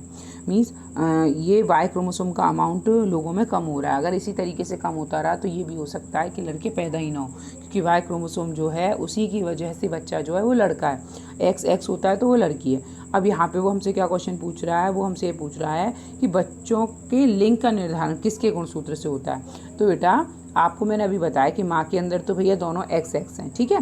बाप के अंदर एक X है, एक Y है, पिताजी के अंदर एक X है, एक Y है। तो ये तो मैडम कौन सा देंगी? X ही देंगी, लेकिन डिपेंड करता है कि फादर से कौन सा आया है। X आया तो लड़की हो जाएगी और Y आया है तो बॉय हो जाएगा। तो इस क्वेश्चन के लिए जो हमारा आंसर रहेगा वो रहेगा पिता के गुणसूत्र से, ठीक है। यहाँ पे रहेगा पिता के गुणसूत्र से जो होता है वो ये डिसाइड किया जाता है कि भैया वो लड़का है या लड़की है।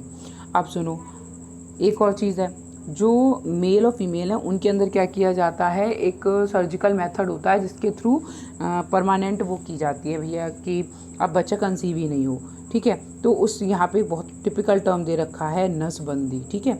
तो जो सर्जिकल मेथड जो यूज़ किया जाता है, क्योंकि उनकी फैलोपियन ट्यूब को कट किया गया, फीमेल्स में फैलोपियन ट्यूब को कट किया जाता है, that is called as tubectomy, ठीक ठीक है। और यहाँ पर जो उनके वासा डिफरेंस होता है उसको कट किया जाता है, that is why it is called as vasectomy.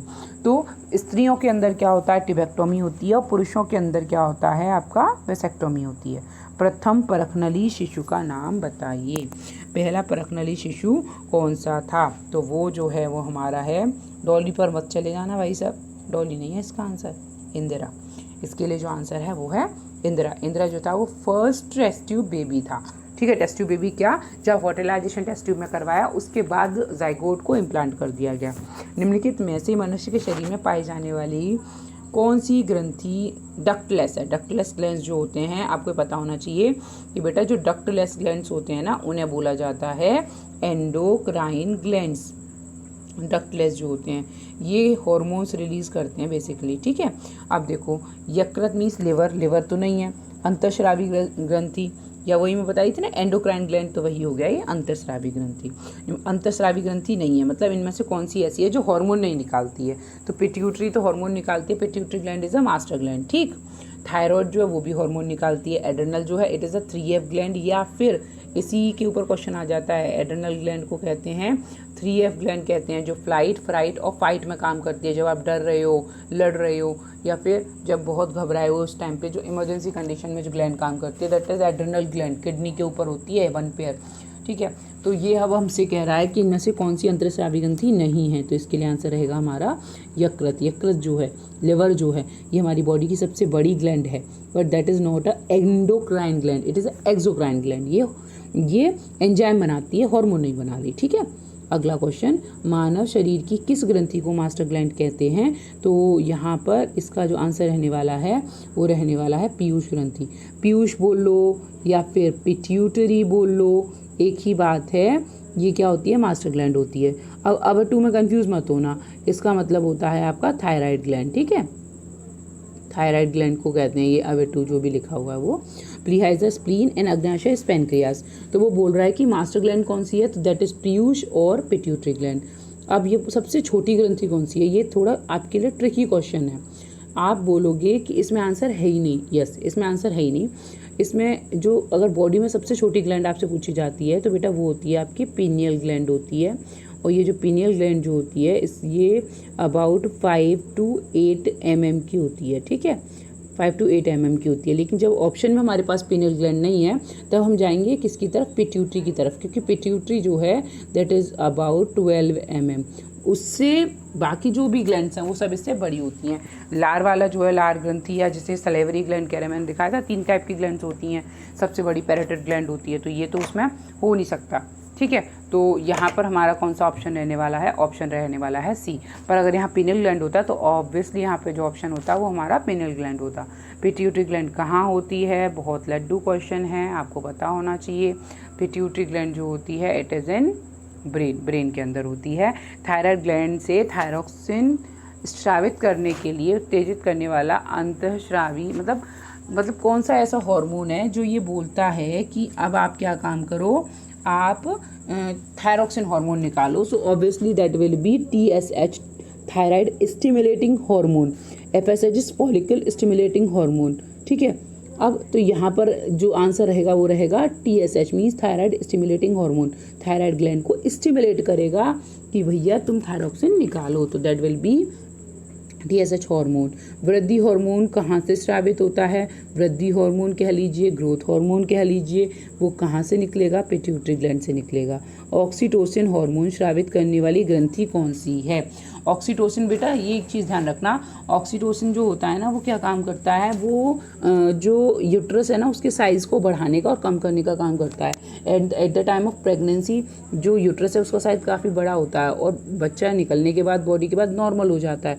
तो जो ऑक्सीटोसिन है वो यूट्रस के साइज़ को कॉन्ट्रैक्शन और रिलैक्सेशन के लिए रिस्पॉन्सिबल है।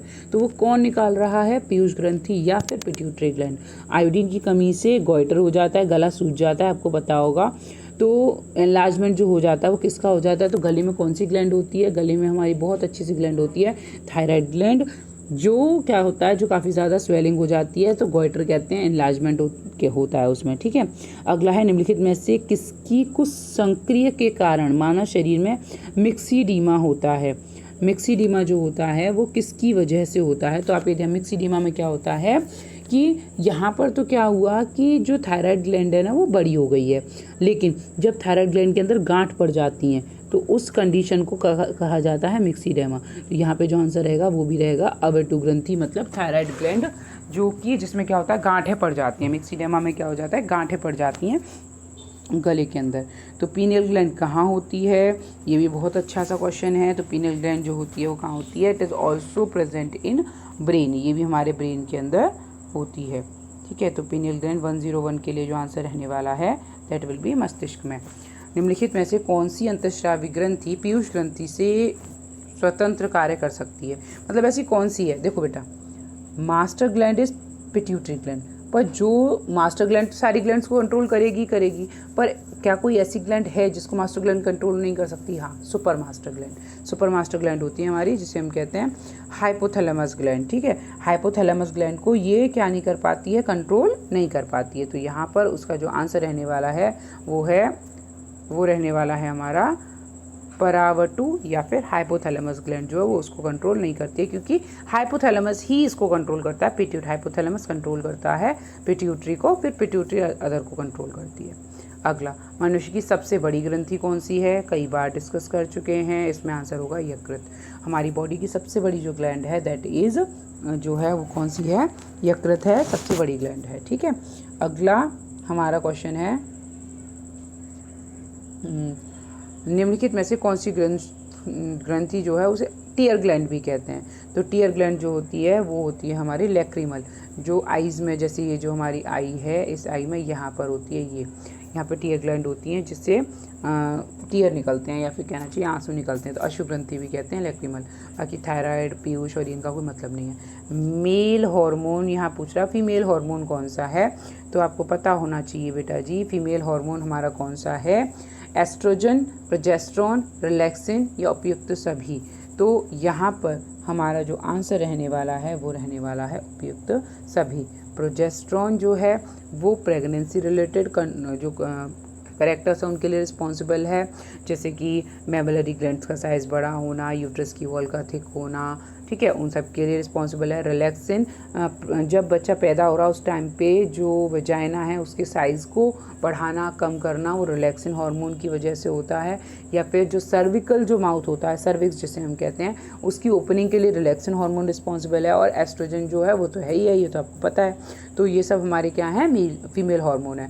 अब ये पूछ रहा है मेल लैंगिक हार्मोन कौन सा है, एड्रेनालिन, प्रोजेस्टेरोन, एफएसएच। तो यहाँ पे आप ध्यान रखेंगे टेस्टोस्टेरोन जो होता है that is a male hormone, जो रिस्पॉन्सिबल होता है किसके लिए, जितने भी करेक्टर्स होते हैं मेल में उसके लिए। कौन सा हार्मोन लड़ो उड़ो हार्मोन कहलाता है, ऑब्वियसली थोड़ा सा नाम चेंज कर दिया है, जो मैं 3F ग्लैंड का जो आपको बता चुकी हूँ ना बेटा, 3F gland, fright, flight and flight. देखो पहला है यहाँ फ्लाइट मतलब जब आप भाग रहे हो ना, फ्लाइट मतलब जब उड़ रहे हो, भाग रहे हो। एक होता है फ्राइट का मतलब होता है जब आप डर रहे हो, और एक होता है FIGHT फाइट मतलब जब आप लड़ रहे हो। तो लड़ो उड़ो हार्मोन या फिर वही हम जिसे क्या कह सकते हैं 3F ग्लैंड या 3F हार्मोन कह सकते हैं, वो हमारा कौन सा है 3F, that will B adrenaline hormone. Next, रक्त दाब का नियंत्रण कौन करता है, मतलब ब्लड प्रेशर जो है बेटा उसको कौन कंट्रोल करता है, तो इसके लिए जो हमारा आंसर रहेगा वो रहेगा अधिवृक्क। ठीक है, जीवन रक्षक हार्मोन किसे कहते हैं, ऐसा कौन सा हार्मोन है जो हमारी बॉडी मतलब जो जान बचा सकता है हमारी, वो कौन सा हार्मोन होता है, तो भैया जो विपत्ति में साथ दे वही मित्र है। तो हमारी विपत्ति में 3F कंडीशन में जो काम कर रहा है, फाइट में जो काम कर रहा है, वही हमारे लिए जीवन रक्षक हार्मोन होना चाहिए। तो दैट विल बी एड्रेनल, ये हो गया हमारा एड्रेनल ग्लैंड, 3F ग्लैंड। ठीक है, जीवन रक्षक वही ओडोमरो वाला को जो था हार्मोन वही 3F ग्लैंड। मानव शरीर की कौन सी ग्रंथि एक साथ अंतरस्रावी और बाह्यस्रावी दोनों है, बहुत अच्छा क्वेश्चन है। इसके लिए मैं एक टर्म यूज़ कर सकती हूँ, मिक्स्ड ग्लैंड कौन सा है ना। तो मिक्स्ड ग्लैंड में आप ध्यान रखेंगे जो हमारा पेनक्रियाज है, it is called as mixed gland. Why, because pancreas दोनों चीज़ निकालता है, हार्मोन भी निकालता है और एंजाइम भी निकालता है। हार्मोन और एंजाइम जो दोनों रिलीज़ करते हैं वो जो हार्मोन रिलीज़ करते हैं वो होते हैं अंतःस्रावी, जो है ना, अंतःस्रावी, और बाह्यस्रावी जो होते हैं वो एंजाइम रिलीज़ करते हैं। तो जो हम दोनों रिलीज़ करते हैं वो हो गया पेनक्रियाज। ये पेनक्रियाटिक जूस भी निकालता है और इंसुलिन भी निकालता है। नेक्स्ट क्वेश्चन है हमारा, इंसुलिन एक प्रकार का हार्मोन है जो पेनक्रियाज निकालता है। कौन सी ग्रंथि इंसुलिन के निस्सारण के लिए उत्तरदायी है? इनमें से कौन सी ऐसी है जो उसके लिए इंसुलिन के रिलीज़ होने के लिए ज़रूरी है? तो अभी मैंने बताया insulin is released by pancreas. Insulin की खोज किसने की थी? तो जो बेंटिंग और बेस्ट थे उन्होंने इंसुलिन की खोज की थी। लैंगरहैंस की जो द्वीपिकाएँ हैं या आइलेट्स ऑफ लैंगरहैंसेस हैं that are present in pancreas that is responsible for releasing alpha and beta cells, और उन अल्फा बीटा सेल्स से क्या निकलता है? हार्मोन रिलीज़ होता है। हमारा इंसुलिन जो होता है हार्मोन वहीं से रिलीज़ होता है। ठीक है, एक इंसुलिन होता है, दूसरा ग्लूकागॉन होता है, तो ये वहीं से रिलीज़ हो रहा है। आइलेट्स ऑफ लैंगरहैंसेस या फिर लैंगरहैंसेस की द्वीपिकाएँ कहा जाता है ना, जो अग्न्याशय में होती हैं। अब ये बहुत लड्डू वाला क्वेश्चन, मनुष्य के शरीर में पेशियों की कुल कितनी संख्या है? बचपन से पढ़ रहे हैं। 639। मनुष्य के शरीर में सर्वाधिक शक्तिशाली पेशी कौन सी है? तो स्ट्रॉन्गेस्ट मसल कौन सी है? बहुत लड्डू क्वेश्चन है, लेकिन फिर भी बच्चे कंफ्यूज हो जाते हैं। बेटा जो जबड़े की हड्डी होती है अपनी, जो जबड़े की जो कहना चाहिए जो हमारी जॉ मसल होती है वो सबसे ज़्यादा स्ट्रांग होती है। ठीक है, जबड़े की, या यहाँ कहेंगे हम जॉ मसल। जॉ मसल जो है वो सबसे ज़्यादा स्ट्रांग होती है। निम्नलिखित में से किसकी पेशियों में स्वस्पंदन का गुण पाया जाता है? ठीक है, तो स्वस्पंदन का गुण किसमें होता है? मीन्स मतलब ऑटोमेटिक जो अपने आप काम करती रहती हैं, बिना थके जो काम करती रहती हैं, वो किसमें कम मिलता है? ऑब्वियसली वो हार्ट के अंदर मिलता है, कि हार्ट मसल्स जो होती हैं वो बिना थके रेस्टलेसली काम करती रहती हैं। किस अम्ल के मांसपेशियों में जमा होने के कारण थकान होती है?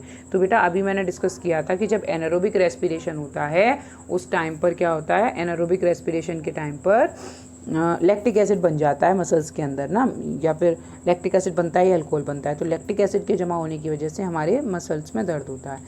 नेत्रदान में आँख का कौन सा भाग प्रयुक्त किया जाता है? मीन्स जब कोई इंसान अगर अपनी आँखों का दान कर रहा है तो वहाँ पर कौन सा पार्ट यूज़ किया जाएगा? तो आप ध्यान रखेंगे, यहाँ पर आंसर होगा कॉर्निया।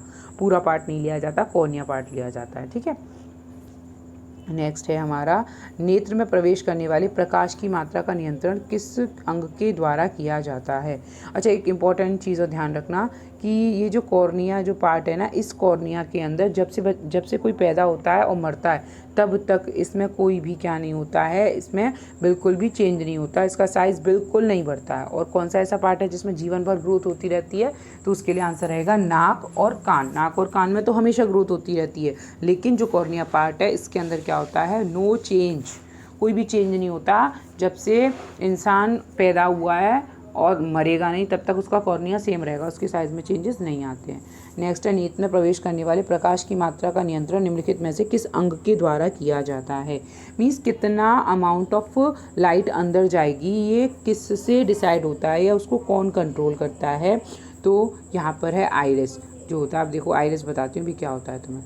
आपने ये आँख बनाई एक, ठीक है, आप बनाते हो इसमें, ये देखो एक तो है ये बनाई मैंने ना, दूसरी मैंने ये बनाई, ये अंतर देख रहे हो? यहाँ पे ये जो स्पेस है वो ज़्यादा है, यहाँ पे ये जो स्पेस है वो कम है। तो बेटा ये जो बाहर वाला पार्ट है, कौन सा पार्ट? ये बाहर, ये जो बाहर वाला ये जो पार्ट है ना, ये जो पार्ट है, this is called as iris. अगर यहाँ पर ये फैल गया है पूरा पार्ट, देखो यहाँ पे ये इतना बड़ा है ना, ये देखो ये, यहाँ पे छोटा सा रह गया। तो जो आइरिस अगर वो फैल गया तो वो ये जो बीच वाला पार्ट होता है ये होता है, कौन सा पार्ट होता है? पपल पार्ट होता है, जिससे लाइट अंदर जाती है तो उसको घेर लेता है। तो यहाँ पर वो हमसे क्या पूछ रहा है कि किससे क्या होता है कि ये नियंत्रण होता है कितनी लाइट अंदर जाएगी, तो वो हमारा आंसर होगा आइरिस। ठीक है, अगर आँख के किस भाग से वस्तु का प्रतिबिंब बनता है, तो ये आप ध्यान रखेंगे, ये वस्तु का जो प्रतिबिंब बनता है वो बेटा जी बनता है रेटिना पर। कहाँ बनता है? रेटिना पर। अरे ये ड्रामा है इसका, रेटिना पर बनता है। रेटिना में दो टाइप की सेल्स होती हैं, cone cells and rod sales. Cone and rod, याद करने का तरीका बता रही हूँ, ट्रिक जो मैं पहले बच्चों को बताती हूँ। कोन सेल्स जो होती हैं, हम कोन खाते हैं, अलग अलग टाइप की कोन होती हैं, आइसक्रीम कोन्स अलग अलग कलर की होती हैं, और जब घर में जो रॉड जलाते हैं किसके लिए जलाते हैं, लाइट के लिए। तो ऑब्वियसली इसी तरीके से आप याद कर सकते हो कि कौन सेल्स जो हैं वो कलर्स के लिए रिस्पॉन्सिबल है, कलर डिटेक्शन के लिए रिस्पॉन्सिबल है, और जो रॉड सेल्स है वो क्या काम करती है, ब्राइटनेस कंट्रोल करती है या ब्राइटनेस के लिए रिस्पॉन्सिबल है। तो इस तरीके से जो इमेज बनेगी वो कहाँ बनेगी, रेटिना के ऊपर बनेगी, जो हमेशा रियल एंड इन्वर्टेड होगी, उल्टी होगी, ब्रेन उसको सीधा करता है।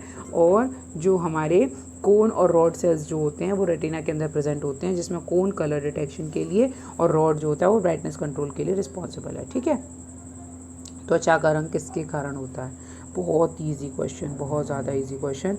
आंसर है इसमें मेलानिन, मेलानिन की वजह से होता है कलर जो होता है। मनुष्य की त्वचा में किस स्थान पर सबसे अधिक मोटी होती है, तो स्किन जो है वो सबसे ज़्यादा मोटी कहाँ पर होती है, आपने खुद भी फील किया होगा कि भैया जो पैर के जो तलवे होते हैं वहाँ की जो होती है वो सबसे ज़्यादा मोटी होती है। मानव शरीर का सबसे बड़ा अंग कौन सा है, सबसे बड़ा अंग, कंफ्यूज नहीं होना है, दैट इज़ ऑब्वियसली स्किन, वो स्किन ही है। यहाँ स्किन टर्म ना देखिए, चमड़ा दे रखा है, तो कंफ्यूज मत होना, स्किन जो है वो सबसे बड़ा अंग है। त्वचा की ऊपरी सरफेस क्या कहलाती है, क्योंकि ऊपर है तो उसे कहेंगे एपिडर्मिस, एपी मतलब ऊपर, एपिडर्मिस, ईपी मतलब ऊपर, ऊपरी सरफेस जो है। कशेरुक जंतु, कशेरुक जंतु होते हैं जिनके अंदर वर्टिब्रल कॉलम होती है, उन्हें कहते हैं कशेरुक जंतु। उनका सबसे कठोर भाग जो होता है वो कौन सा होता है, तो सबसे कठोर भाग जो है, तुम भी कशेरुक हो, हम भी कशेरुक हैं, सब में वर्टिब्रल कॉलम है, तो उनके अंदर सबसे हार्डेस्ट पार्ट जो होता है वो एनामल होता है। जो टीथ है, उस टीथ का जो ऊपर वाइट कलर का पार्ट होता है वो हमारा क्या होता है, सबसे हार्ड पार्ट होता है। मानव शरीर का कौन सा अंग पुनरुद्भवन की को प्रदर्शित करता है, मीन्स जिसमें क्या हो सकता है, रीजनरेशन सबसे ज़्यादा होता है। रीजनरेशन मतलब अगर कहीं पर दिक्कत हो गई है, डैमेज हो गया तो जल्दी से हो जाएगा। तो आपको पता है सबसे ज़्यादा जो होता है वो यकृत के अंदर होता है, कि यहाँ पर अगर कोई दिक्कत हो जाती है इसमें, तो किस प्राणी के शरीर का समस्त भार, अधिकांश भाग किसका होता है, मतलब शरीर का, इसमें ये क्वेश्चन क्लियर नहीं है, किसी प्राणी के शरीर का जो ज़्यादातर भाग होता है वो किस चीज़ का होता है, क्या होता है, उसके अंदर क्या भरा होता है, तो उसके अंदर बेटा जल होता है, सबसे ज़्यादा जो होता है जल से भरा हुआ होता है। मानव शरीर की सबसे बड़ी कोशिका कौन सी है, इजी क्वेश्चन है, कई बार कर चुके हैं। मानव शरीर की सबसे बड़ी कोशिका जो होती है वो हमारी कौन सी होती है, पेशी कोशिका होती है, त्वचा कोशिका होती है, यकृत कोशिका होती है। तो यहाँ पर है स्नायु कोशिका जो होती है वो सबसे बड़ी कोशिका होती है। हमने पढ़ा था सबसे बड़ी कोशिका की बात कर रहे हैं यहाँ, ठीक है। मानव शरीर के अनिवार्य अमीनो एसिड कितने होते हैं, नंबर ऑफ 20 होते हैं, 20 अमीनो एसिड्स होते हैं, ध्यान रखना है आपको। मानव शरीर का नॉर्मल टेम्परेचर कितना होता है, हम बोलते हैं अबाउट 37 डिग्री सेल्सियस, पर यहाँ 37 नहीं है तो अप्रॉक्स में ले लो, 36.9 हो गया। महिला के मानव मस्तिष्क का कितने ग्राम का होता है, मतलब जो महिला जो है उसके ब्रेन का वेट कितना होता है लगभग, तो लगभग जो होता है वो हम ये बोलेंगे कि लगभग जो होता है वो कितने का होता है, 1 किलो 350 ग्राम का होता है लगभग, है ना, सवा किलो के आसपास का होता है जो ब्रेन होता है, उसका वेट जो होता है। अगला, एक रासायनिक पदार्थ जो रक्त का थक्का बनाता है, कई बार हमने यह पढ़ा है पर इसमें नाम थोड़ा सा चेंज करके दे रखा है। यहाँ पे जो आंसर, जैसे आपको होता है हीमोग्लोबिन के अंदर हेमेटिन पिगमेंट होता है, उसका उसी का साइंटिफिक नेम यहाँ पर दे रखा है, ये दे रखा है फिलोक्विनोज, ये इसका आंसर रहेगा, फिलोक्विनोज होता है। निम्नलिखित में से कौन सी मानव हार्मोन को आयोडीन मिश्रित होता है, इनमें से कौन सा है जिसमें आयोडीन होता है, तो ये आपको पता होना चाहिए कि जो हमारी थायराइड ग्लैंड होती है वो जो थायरॉक्सिन हार्मोन बनाती है वो आयोडीन की वजह से ही बनाती है, तो यहाँ पे आंसर रहेगा हमारा थायरॉक्सिन। ईसीजी में प्रयोग किसकी गतिविधि, मतलब ईसीजी किसके लिए किया जाता है, तो ये भी आपको पता होना चाहिए कि जो ईसीजी किया जाता है भैया वो हार्ट के लिए किया जाता है। मानव में जो डब्ल्यूबीसी जो हैं उनका व्यास कितना होता है, इट इज़ अबाउट 0.007 mm इतना होता है जो उसका वेट होता है, ठीक है। अगला है हमारा, मानव के में शरीर के निम्नलिखित भागों में से एक में शुक्राणु डिंब को निषेचित करता है, मीन्स ये बोल रहा है मानव में शरीर के निम्नलिखित भागों में से किस एक में शुक्राणु डिंब को निषेचित करता है, मीन्स इनडायरेक्टली वो पूछ रहा है कि भैया फर्टिलाइजेशन कहाँ पे होता है, तो अभी हमने पढ़ा है फर्टिलाइजेशन जो होता है वो कहाँ पर होता है, वो होता है हमारा फैलोपियन ट्यूब्स के अंदर होता है, जो फर्टिलाइजेशन है वो फैलोपियन ट्यूब्स के अंदर होता है, ठीक है। मानव मस्तिष्क में निम्नलिखित भागों में से कौन सा एक निगरण और उल्टी को नियमित करता है। मीन्स आपकी बॉडी के अंदर कभी ऐसा फील होता है कि बिल्कुल बेचैनी सी हो रही है, उल्टी आने वाली है, तो उसको कौन कंट्रोल करता है, उसका कौन देता है उसका जो मैसेज है। तो इसके लिए हमारा जो आंसर रहने वाला है वो है मेडुला ऑब्लंगेटा। तो उम्मीद है आपको वीडियो पसंद आई हो। इसमें ह्यूमन फिजियोलॉजी के हमने मैक्सिमम क्वेश्चंस जो आए हुए हैं और आ सकते हैं उनको कवर करने की कोशिश की है। अगर आपको वीडियो पसंद आई है तो please like the video and subscribe the channel, और ज़्यादा से ज़्यादा शेयर करो भाई, जिससे कि मतलब इतनी मेहनत कर रहे हैं तो कुछ तो फल मिले। ठीक है, चलिए, थैंक यू।